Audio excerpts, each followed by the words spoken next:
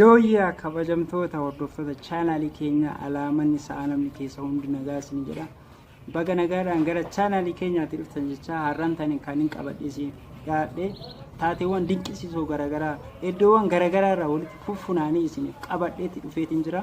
Kutaan tokkoffaan isaa har'a jalqaba qophiin kun torbaan isin bira kan ga'u ta'a. Kutaa lammaffaa isaa torbaan nuuf qabadhee isiniif dhiyaadha. Chaanaalii kana subscribe godhaan hordofaa. Share, like, godhuudhaanis nu jajjabeessaa qophii keenya hordofaa isiniin jedha. Kallattimaan gara qophichaatti. Ajaa'ibamee nama tolu innaa guddaanis waamatu. Harnaam Kwaar jedhamti. Dubartii areeda qabaachuun addunyaa irratti beekamtii argattee fi namoota hedduu dinqisiifteedha. Dubartiin kun biyya UK kan jiraattu yommuu ta'u, akka lakkoofsa Awurooppaa fulbaana bara 2015 irraa kaasuun areeda biqilchuu eegalte. Kanaanis galmee wantoota dinqisiisoo addunyaa irratti galmooftee jirti. Namoota hedduus dinqisiisuun akka dubara taate akka beekaniif rakkistee jirti. Isinis ragaa viidiyoodhaan argaa jirtan kana daawwachuu osoo baattanii amanuuf baay'ee kan isin rakkisu ture. Ajaa'ibamee nama tolu innaa guddaanis waamatu. Dhagaan akka biqiltuutti guddachuu danda'u akka jiru beektu laata? Maqaan dhagaa kanaa Tirovaant kan jedhamu yommuu ta'u, baadiyaa xiqqoo Koostest jedhamtu biyya Roomaaniyaa keessatti argama. Dhagaa kana kanneen kaan irraa adda kan isa taasisu akkuma uumamoota kaanii sadarkaa guddinaa agarsiisuu isaati. Kan isin ajaa'ibu immoo yeroo roobni roobu akkuma biqiloota guddinni isaa ni dabala yookaan dafii guddata. Jiraattonni naannoo sanaa dhagaan Tirovaant jedhamu kun lubbu qabeessa jedhanii amanu. Kunis raajiidha. Ajaa'ibamee nama tolu innaa guddaanis waamatu. Mana jireenya dhuunfaa qaalawaa addunyaa kanaa. Manni viidiyoo isaa argitan kun Antiiliyaa jedhama.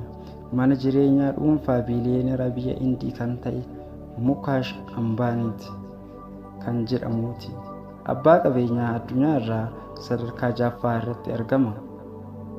Qabeenyi isaa doolaara Ameerikaa biiliyoona 86tti kan tilmaamamu kan qabu yommuu ta'u, manni kun abbaa darbii 27 yoo ta'u, dheerinni isaa meetira 173 kan ta'e qaba. Lafa bal'ina meetira iskeerii 37,161 irratti mana ijaaramedha. Antiiliyaan bakka heelikooptera 3 qubatu qaba. Garaajii konkolaataa 168 qabaachuu danda'a. Liiftiiwwan ariifataa 9, mana tiyaatiraa namoota 50 qabaachuu danda'u. Mana sagadaa, bishaan daakii, mana yaala maatiin itti yaalamuu fi kutaa cabbii fi kanneen biroo hedduu of keessaa qaba. Hojjettoota 600 olitu mana kana keessatti mindeeffamee hojjeta. Kanneen keessaa kan isin ajaa'ibu namoonni mana sana keessa jiraatan garuu namoota 6 qofaadha. Gatiin mana kanaa doolaara Ameerikaa birrii biiliyoona 2tti kan tilmaamamudha. Kan inni ittiin ijaarame. Ajaa'ibamee nama tolu innaa guddaanis waamatu. Saree kana maqaan isaa Hachiko jedhama.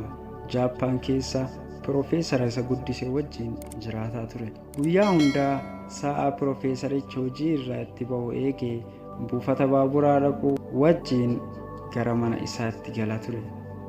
Guyyaa tokko Piroofeesarichi yuunivarsiitiitti barsiisu keessatti akkuma ganama ba'een osoo hin dhufin achumatti du'ee hafe. Hachikoon garuu sa'aa sana osoo hin faallessin waggaa 10 guutuudhaaf buufata baaburaa san keessatti Piroofeesaricha eegaa ture. Achumatti du'e. Jaalalaa fi amanamummaa isaaf qabu haga lubbuun isaa duututti agarsiise du'aan boqate. Hachikoof kitaabonni hedduun barreeffamaniiru. Fiilmiinis hedduu isaa hojjetamanii jiru. Siidaan dhaabbatee jira. Jaappaan keessatti akka mallattoo amanamummaatti fudhatama. sareen afaan hin beekniyyuu biyya ormaa keessatti amaanaa osoo hin nyaatin nama isa guddise sana maal ta'e laata jedhee osoo eeguu lubbuu isaa nama sanaaf aarsaa godhee karama sana irratti du'e. Biyya keenya keessatti meeqa keenyaadha amaanaa isaa kan eeggatu. Ajaa'ibamee nama tolu kennaa guddaanis waamatu.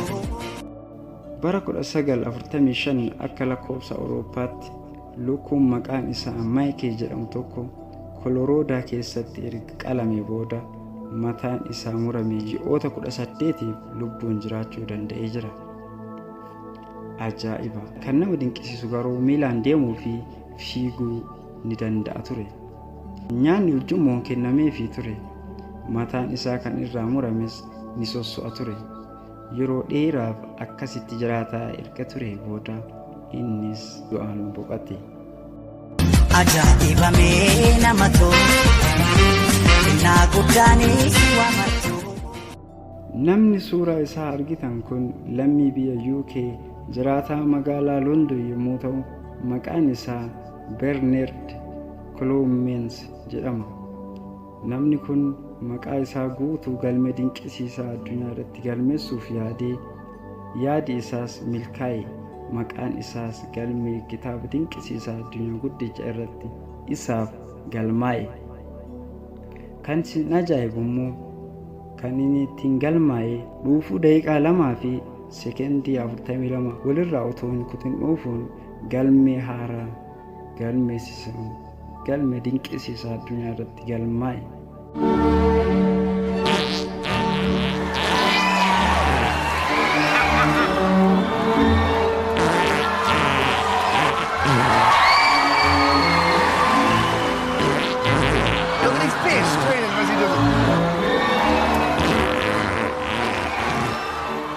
Ajaa'ibamee nama tolu kennaa guddaanis waamatu.